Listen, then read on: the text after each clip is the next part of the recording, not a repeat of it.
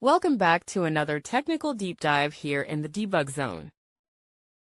Today, we're tackling a big question and breaking it down with insights from other users. Hopefully, this clears up some misconceptions and helps you get the answer you need. So, buckle up, stay a little curious, and let's jump right in.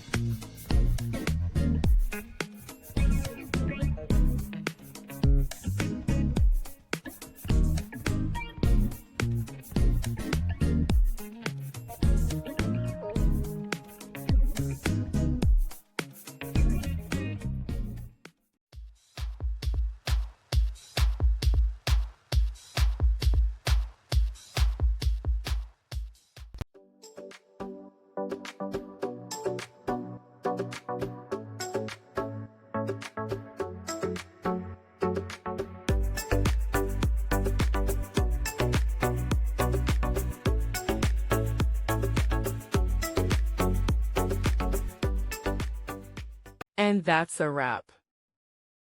I hope you found the answer you were looking for. If you did, take a second to hit that subscribe button. It really helps out. And let me know in the comments which solution worked best for you. See you next time in the debug zone.